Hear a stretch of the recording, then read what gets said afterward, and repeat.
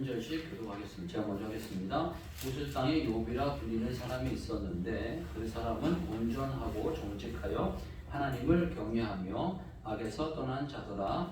그에게 아들 7과 딸 셋이 태어나니라. 그의 소유물은 양이 7,000마리요 낙타가 3,000마리요 소가 500결이요 암나귀가 500마리며 종도 많이 있었으니 이 사람은 동방 사람 중에 가장 훌륭한 자라.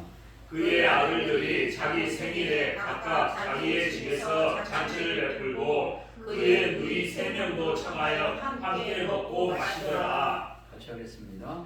그들이 차례대로 잔치를 끝내며 욥이 그들을 불러다가 성결하게 하되 아침에 일어나서 그들의 연수대로 구걸제를 드렸으니 이는 욥이 말하기를 혹시 내 아들들이 죄를 범하여 마음으로 하나님을 욕되게 하였을까 함이라. 욥의 행위가 항상 이러하였더라. 아멘.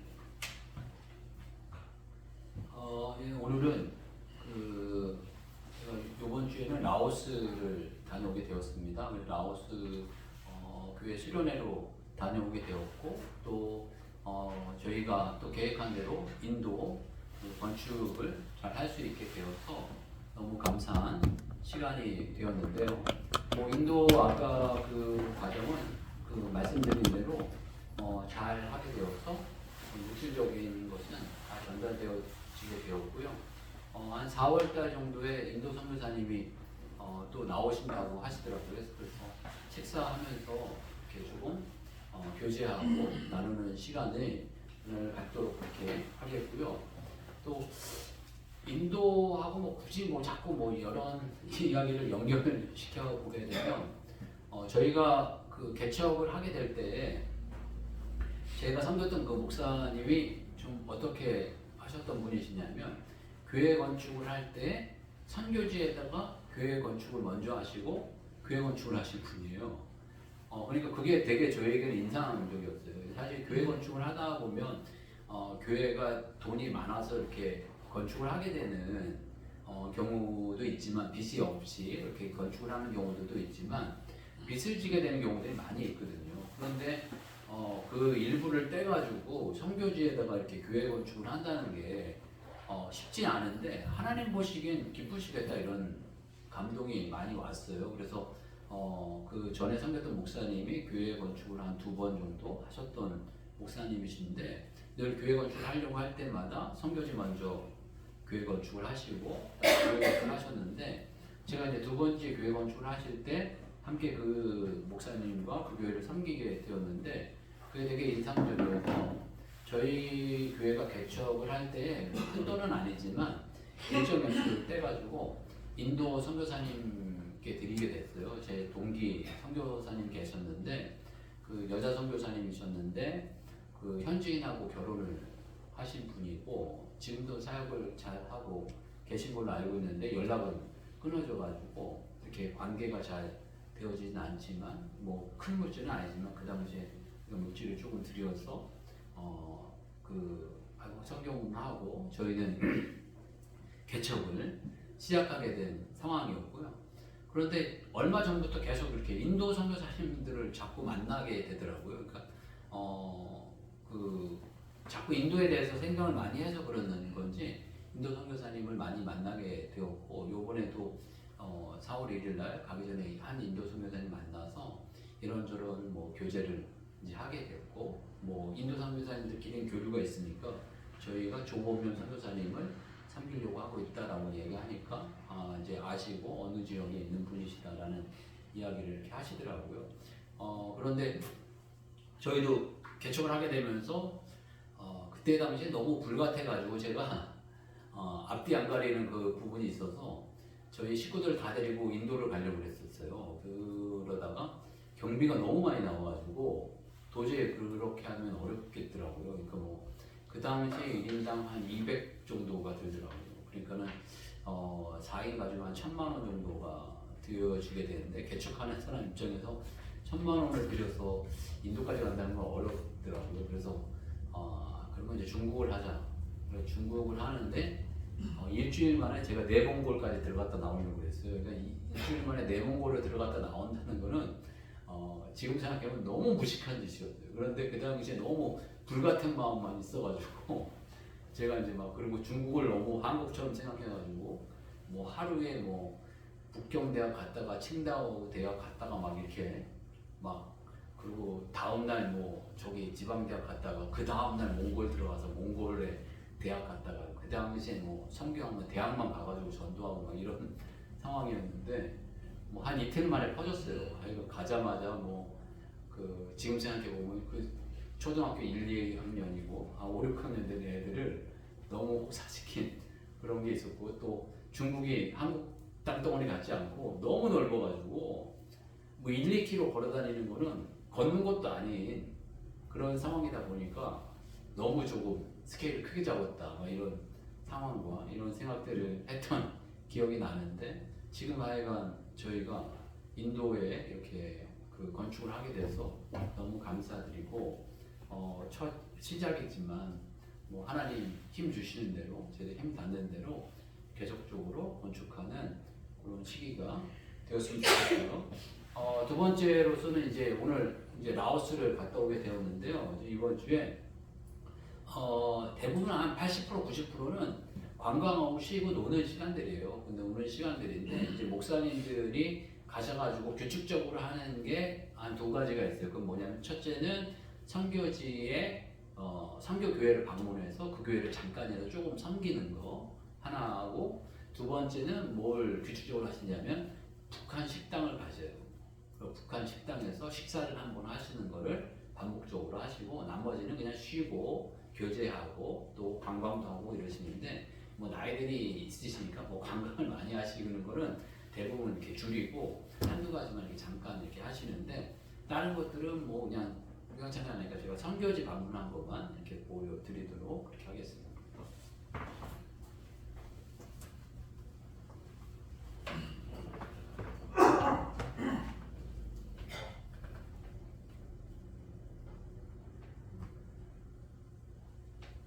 수련회 있고요. 이게 이제 그 교회인데 그 교회라기보다는 학교예요. 다 이제 초등학교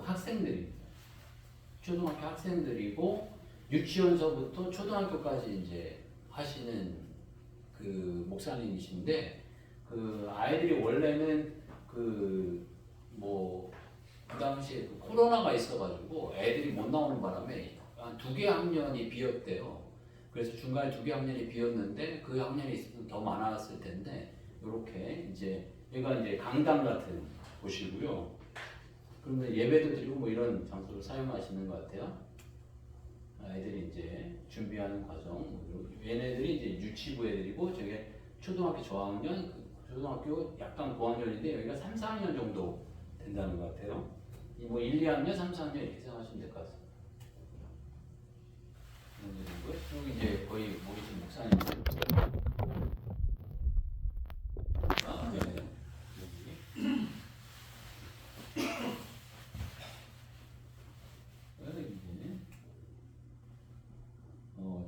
저기 서 있네요. 예. 잘 찾아보세요. 예.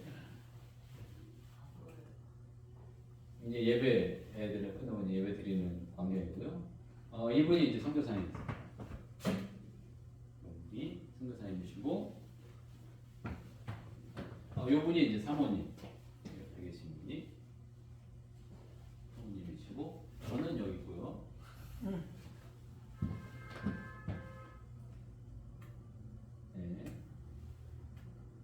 예, 이 밖에 이제 밖에 여긴 잘 안 보이고, 그러니까 이게 아까 그 건물은 다른 건물인데 학교도 있고 운동장도 있고 완전 학교예요. 학교로 그렇게 이제 하고 있는 그런 상황입니다.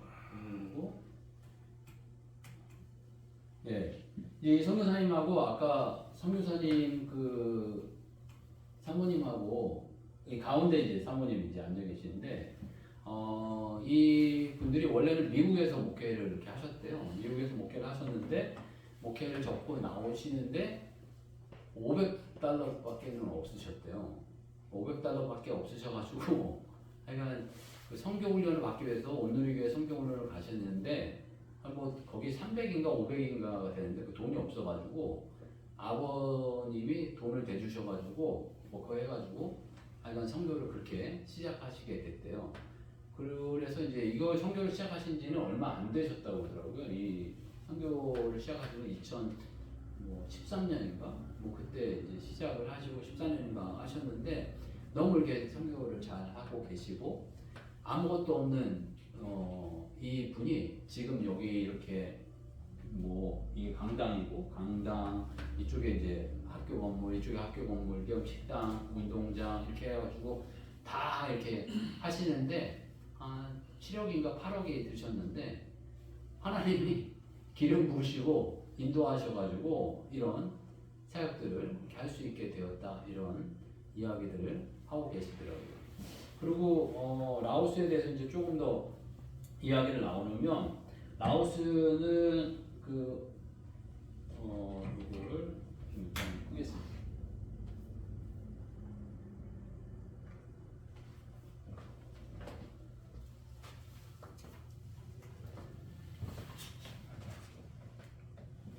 라오스는 뭐 다른 이야기보다 그 우리나라를 비교하면 우리나라 면적의 한 3배 되는 곳입니다. 3배가 되어지고 내륙 나라더라고요. 내륙 나라여가지고 돼 있는 나라이고 그 다음에 인구는 우리나라 5분의 1도 안 되더라고요. 그러니까 1000만이 안 돼요. 그러니까 한 800만, 800여만 정도 되는 그런 나라입니다. 그러니까 나라 자체가 대단히 땅덩어리 넓고 인구는 적고 이런 상태의 나라이고요.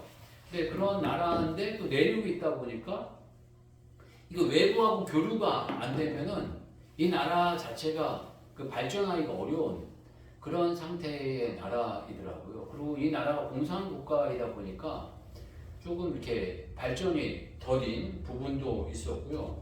그러니까 여러 가지로 이 동남아시아권 가운데 가장 가난한 나라 가운데 하나인 나라라고 이렇게 이야기하더라고요. 그리고 자체 생산하는 게 아무것도 없어요. 그러니까 하다못해 이 휴지도 외국에서 다 수입해야 된대요. 그러니까 외국에서 뭐 이 휴지 하나 뭐라고 그럴까요? 이 건물 하나, 철 하나 이런 걸 만들 수 없고 100% 다 수입해가지고 그 건물도 이렇게 짓고 목공도 세우고 이런 나라이다 보니까 주변 나라에 휘둘릴 수밖에 없는 그런 상황이다라고 이런 이야기를 하더라고요. 그리고 그 대표적인 예로 보면 비엔티엔이라는 곳이 이제 수도고 그다음에 방빙이라는 곳이 그 관광지로 인해서 외국에서 사람들 많이 와가지고 젊은이들이 많이 이렇게 액티비티한 일들을 많이 하더라고요. 막 수영도 많이 하고 뭐 오토바이도 타고 뭐 하여간 여러 가지 일들을 하는 그런 곳인데요. 그러니까 그 비엔티엔에서 방비엔까지 거리가 한 2시간 정도, 1시간 반, 2시간 거리인데 고속도로가 있어요. 고속도로가 있어서 이제 왔다 갔다 이렇게 하게 되는데 고속도로를 누가 만들었냐면 중국 사람들이 만들었어요. 근데 중국 사람들이 만들어서 그 이유가 정확하게는 모르겠는데 뭐 2년인가 3년 만에 이 고속도로비를 6번을 올렸대요. 계속 그 고속도로비를 올리는 거예요. 그러니까 고속도로는 잘 만들었는데 저희가 고속도로를 타보니까 차가 없어요.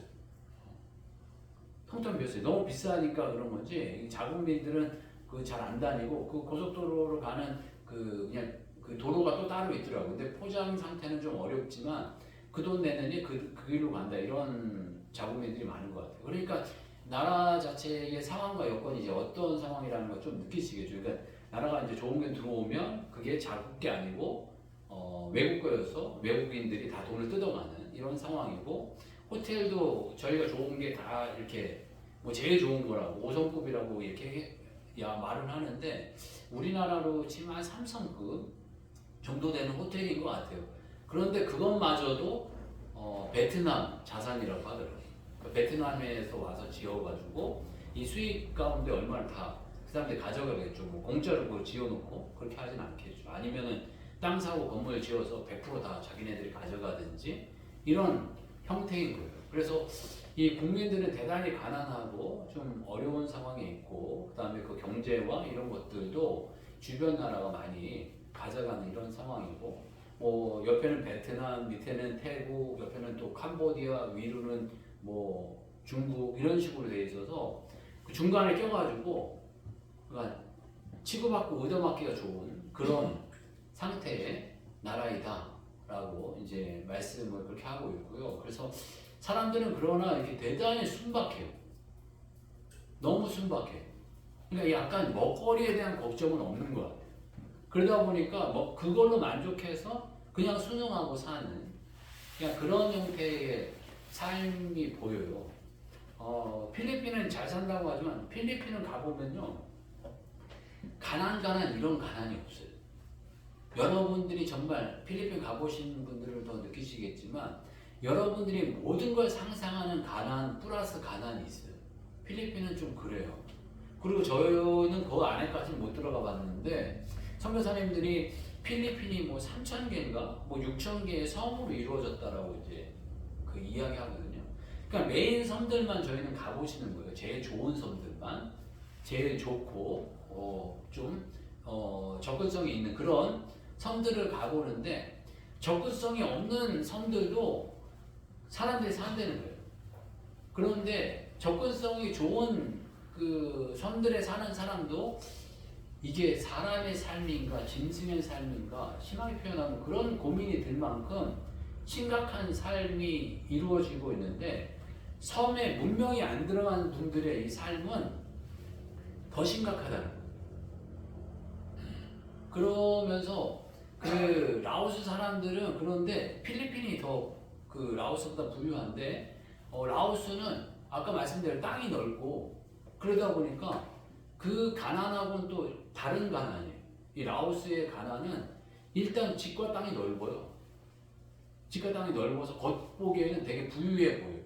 여유 있어 보이고 땅과 집이 넓으니까 여유 있고 그래 보이지만 물질은 없고 가난하고 그다음에 먹고 사는 데 지장이 없어서 그냥 이렇게 사는데 그러다 보니까 희한한 일이 왜 그런지 모르겠는데 이 복음이 안 들어가서 그런지 남자들은 농대요 대부분 다.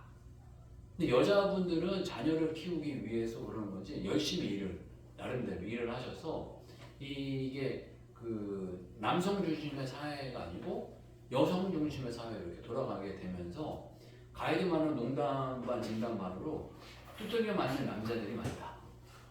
이런 이야기를 많이 하더라고요. 그러니까 물질의 권한을 다 여자분들이 잡고 있으니까 남자분들이 집에서 애를 돌보고 이래야 되는데 그것도 잘 안 하고 그러니까 그런 경우들이 많다. 이런 이야기를 하게 되는 부분들이 있고요. 라오스 상태는 그러고 근데 또 일부 다처제어서 또 처분 그 여자 부인은 여럿을 두고 있는 그런 형태의 나라들이다라고 이야기하고 있고요.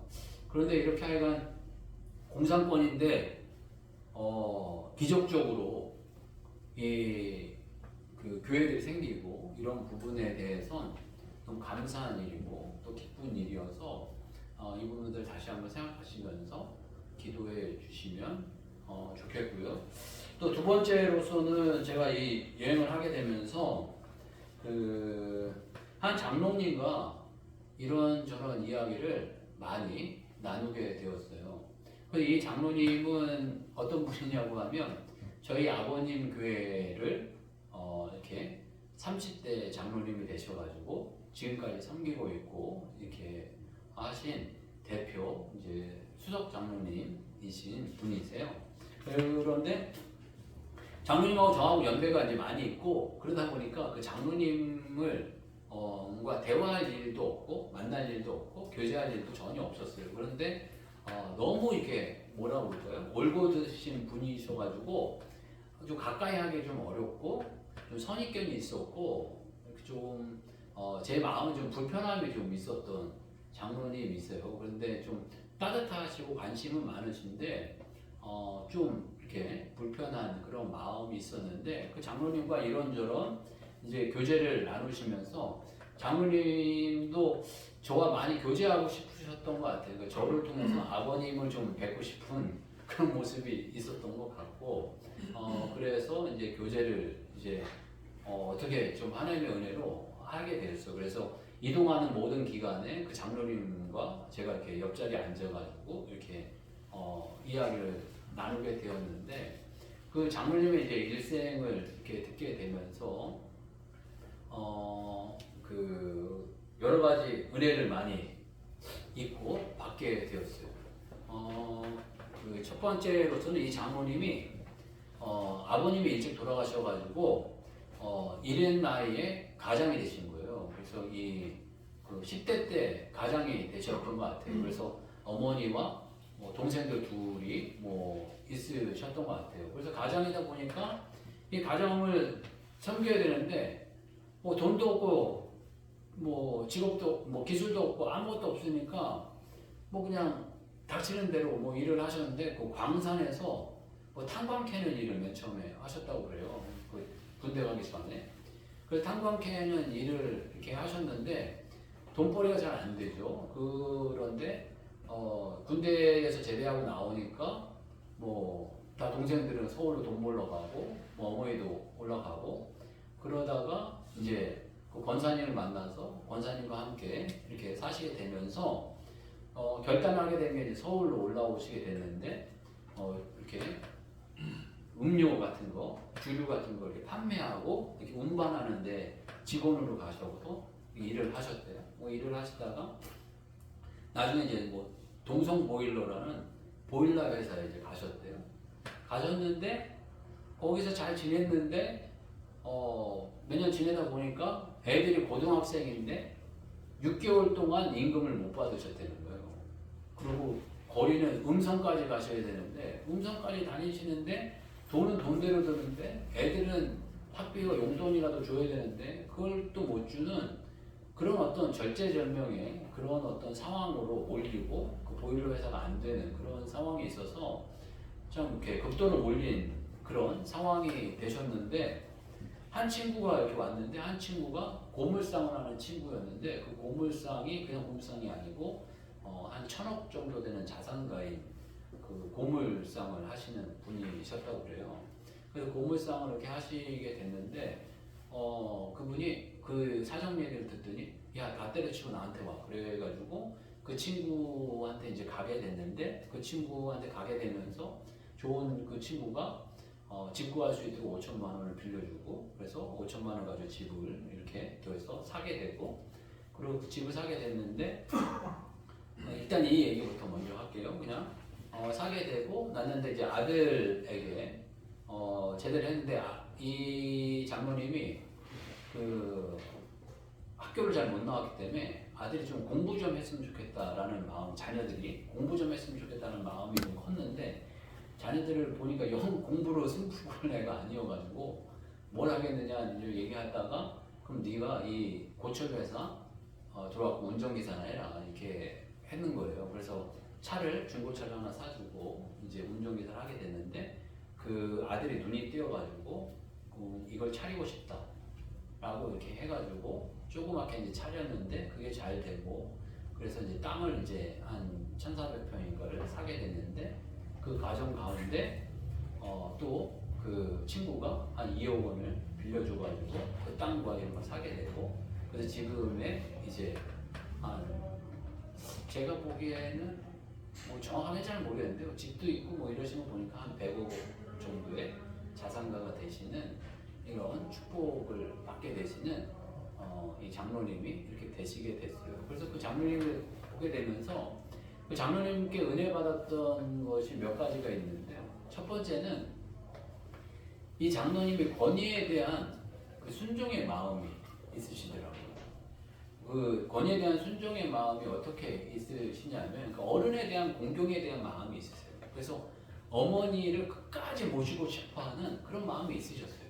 아까도 보였지만 가난으로 이 세상에 올라왔기 때문에 다 그냥 사갈세빵 이렇게 하시고 나중에는 그 10평짜리 그 빌라를 하나 얻었는데 그 빌라 10평짜리 빌라 정확하게 모르겠는데 방 2개짜리였겠죠.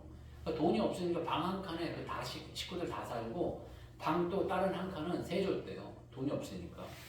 방 한 칸에 제가 보기에 그 장모님 4식구하고 어머니까지 해서 5식구가 살고, 옛날에는 사실 그런 집도 많았잖아요. 그렇게 사시고 방 한 칸은 내줘가지고 부엌은 같이 쓰면서 옛날에 그렇게 월세 조금 받아가지고 이렇게 했다라는 이야기를 하시면서 어르신을 공경하는, 권위에 대한 순종하는 마음이 참 있으시구나라는 것과, 또 하나는 이 장로님이 자기가 원래는 중학교밖에 안 나왔는데 그 목사님 때문에 고등학교를 나왔다 뭐 이런 얘기를 하시더라고요. 그래서 저희 아버님 뭘 도와드렸나 이렇게 생각했는데 그게 아니고, 이 장로님이 무슨 이야기를 하시냐면 자기가 그 고등학교를 가고 싶어가지고 그 다음에 그 동성 보일러 있을 때 자기가 이렇게 좋은 직책을 갖고 있는데 중졸이 이 직책을 갖고 있다는 게 너무 창피해서 고등학교를 졸업을 해야 되겠다는 마음이 늘 있으셨나 봐요. 그러셨는데 나중에 보니까 그 방송통신 고등학교가 있잖아요. 그러니까 방송통신 고등학교를 가고 싶은 마음이 있었는데, 방송통신하는 고등학교가 그 시험을 주일날 가요. 그래서 주일날 1년에 적게는 2번, 많게는 한 4번을 빠져야 되는 거예요. 빠져야 되는 건데 이게 이제 고민이 되셔가지고 저희 아버님께 이제 고민 상담을 한 것 같아요. 그래서 본인이 장로님이고 그런데 이거 주일을 빠질 수 없는데 이걸 목사님 허락해 주시면 제가 빠지고 고등학교를 졸업할 수 있을 것 같다 라고 이야기했는데, 제 아버님이 이제 그러시냐고, 그러면 그렇게 하시는 게 좋겠다 라고 이렇게 이야기하시면서 순종하셨다라는 이야기를 하시면서 아버님이 허락해 주셨기 때문에 고등학교 졸업장을 땄다는 거예요. 그러니까 그 말씀을 이렇게 들으면서 참 이분이 권위에 대한 참 이 두려움과 이 순종함이 정말 있으시구나라는 것과, 또 그 당시에 교회 개척하게 되면 돈을 빌려야 되는데 빌릴 데가 없으니까 그런 장면도 많았거든요. 그러니까 제 아버님이 집문서 좀 가져오라 그러셨나봐요. 저 이북 분이셔가지고 그러셨나봐요. 그러니까 아무 소리 못하고 집문서 갖다 드렸나봐요. 그러니까 집문서 갖다가 이제 그 대출 받아서 이렇게 이제 하셨나봐요. 그러니까 뭐 그 또한 뭐 그 권위에 대한 순종의 마음이 늘 있으셨던 것 같아요. 어떻게 생각해 보면 지금 같으면 피땀 흘려서 세워놓은 그 자기의 그 마지막 그 보루 같은 그 재산을 그 목사님이 가져오라고 그런다고 바칠 수 있는 게 쉬운 문제는 아니거든요. 그런데 그 장로님 그렇게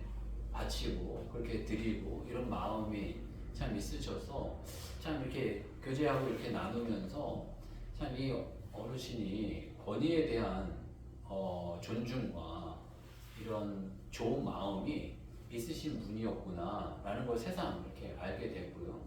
또 두 번째로 이 장로님과 교제하면서 발견했던 게 또 하나가 있는데, 그게 뭐냐 하면 이 장로님이 아까 말씀드렸듯이 건축위원장을 하셨어요.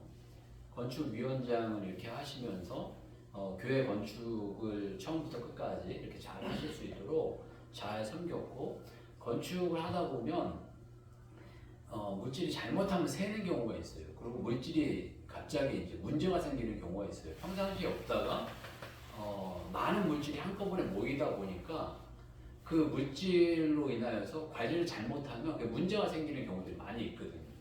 그런데 이 장로님 또 중심을 잘 잡고, 뭐 당연한 거지만 당연한 게 쉽지 않은 시대이기도 했기 때문에 그걸 잘 이렇게 이야기를 하신 것 같아요. 그래서 어떤 분들이 돈을 한 일주일만 빌려주세요 뭐 이렇게 이야기를 했던 분들도 있었나 봐요. 그런데 그건 제 권한도 아닐 뿐만 아니라 할 수 없는 일이고, 그건 뭐 말도 안 되는 일이라 이렇게 잘 이렇게 이야기하셔서 막으셨고, 맨 마지막 하나 더 이제 나누고 싶은 거는, 교회가 이제 오랜 시간이 이렇게 흘렀는데 헌당을 못 했나 봐요.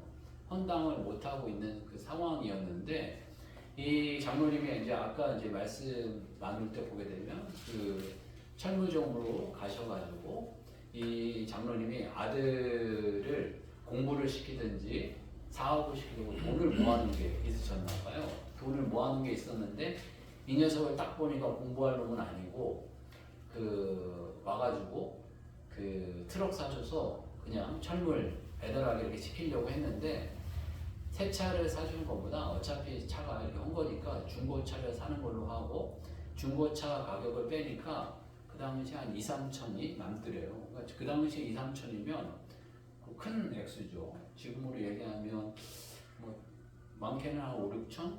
더 많게는 한 1억 가까이 되지 않을까 싶어요. 근데 그 액수를 다 교회에 바쳐서 그 빚을 없애고 헌당을 하는 걸로 그렇게 하고 싶다라고 해서 그 헌당을 하나님께 드린 것 같아요. 그러고 나니까 그러신 건지 하나님께서 그 축복하셔서 그 자그마한 그 곳에서 더 큰 곳으로 옮기게 하시고 그 큰 곳이 뭐 그 당시에 2, 3억 주고 샀는데 그 땅이 막 주변이 개발이 엄청 돼가지고 우리 하진 씨가 살고 있었던 그 화성 쪽에 근처에 그 있었던 곳이래요. 그래서 재개발이 막 다 되고 그래갖고 한 1분 거리가 다 그 재개발된 땅이어가지고 그 땅이 급부상해가지고 땅값이 엄청 오르는 그런 상황이 되셨다라는 고백을 하시더라고요.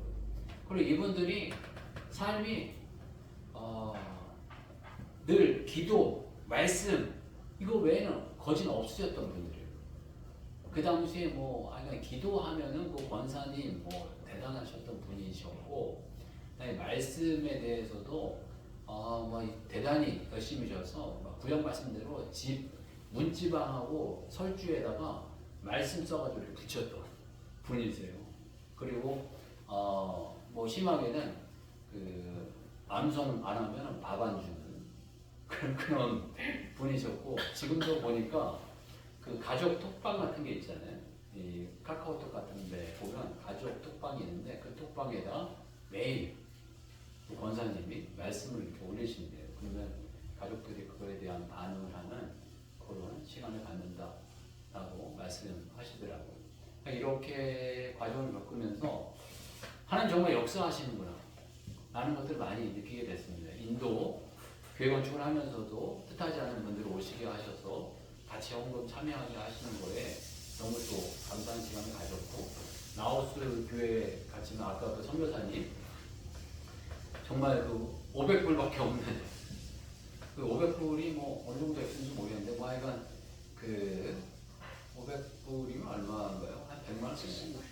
100만 원도 안 되는 그 액수로 시작을 하셨는데 지금 뭐 돈이 문제는 아니지만 하나님 7, 8억을 부어주셔서 그 많은 그 아이들을 섬기면서 다음 세대를 키울 수 있는 그 목사님 되신 거 너무 감사하고, 그리고 또 이제 교회 쪽으로 계속 이야기하는데 그 교회 건축과 이런 걸 했는데 아까도 말씀드렸지만 이 장로님도 중심을 잡고 교회 건축과 이런 것을 늘 귀하게 생각하시고, 그랬더니 물질적인 축복을 허락해 주시고, 또 자식 때는 아니었지만 손자가 큰 아이가 외국 대학에 이렇게 입학하게 됐고, 어릴 때부터 호주에서 잘 훈련 받아서 잘 하고 있고, 또 둘째하고 셋째는 테니스 선수로 또 CJ에서 선정해서 매년 1억씩 이렇게 지원하는 그런 은혜를 입게 되었다라는 간증들을 나누게 되었습니다. 그래서 하나님 정말 이렇게 하나님 앞에 충성하면 반드시 응답하시고 아멘. 보상하시고 축복하신다는 것들을 많이 누리게 되었고요. 욥기도 이제 그런 부분입니다.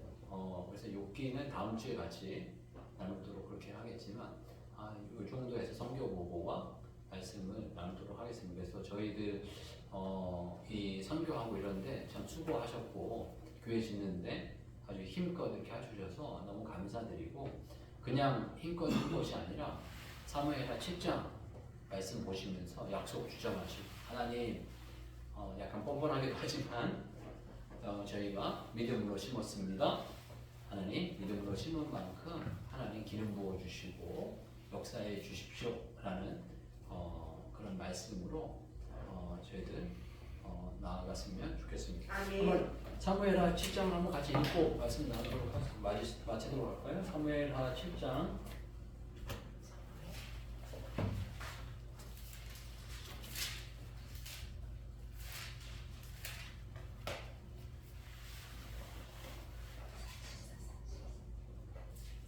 길지만 우리 17절까지 한번 같이 말씀 나눌게요.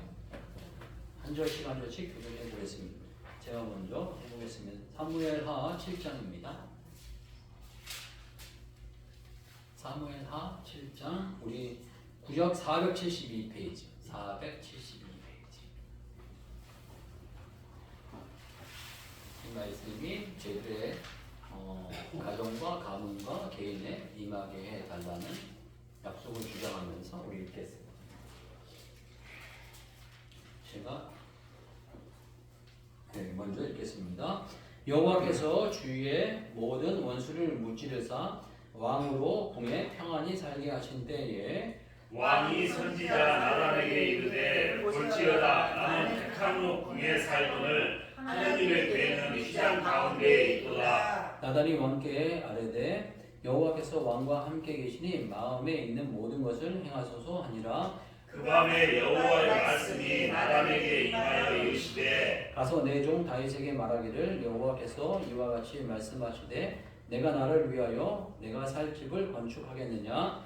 내가 이스라엘 자손을 애굽에서 인도하여 내던 날부터 오늘까지 집에 살지 아니하고 장막과 성막 안에 다녔나니 이스라엘 자손과 더불어 다니는 모든 곳에서 내가 내 백성 이스라엘을 먹이라고 명령한 이스라엘 어느 지파들 가운데 하나에게 내가 말하기를 너희가 어찌하여 나를 위하여 백항목 집을 건축하지 아니하겠느냐고 말하였느냐. 그러므로 이제 내 종 다윗에게 이와 같이 말하라. 만군의 여호와께서 이와 같이 말씀하시기를 내가 너를 목잡고 양을 따르는 데에서 데려다가 내 백성 이스라엘의 주권자로 삼고 내가 가는 모든 곳에서 내가 너와 함께 있어 내 모든 원수를 내 앞에서 멸하였은즉 땅에 있는 위대한 자들의 이름같이 내 이름을 위대하게 만들어 주리라. 내가 또 내 백성 이스라엘을 위하여 한 곳을 정하여 그를 심고 그를 거주하게 하고 다시 옮기지 못하게 하며 악한 종류의 전과 같이 그들을 해하지 못하게 하여 전에 내가 사사에게 명령하여 내 백성 이스라엘을 다스리던 때와 같이 아니하게 하고 너를 모든 원수에게서 벗어나 편히 쉬게 하리라. 여호와가 또 내게 이르노니 여호와가 너를 위하여 집을 짓고 내 소환이 차서 내 조상들과 함께 누울 때에 내가 내 몸에서 내 씨를 내 위에 세워 그의 나라를 견고하게 하리라. 그는 내 이름을 위하여 집을 건축할 것이요 나는 그의 나라 왕위를 영원히 견고하게 하리라.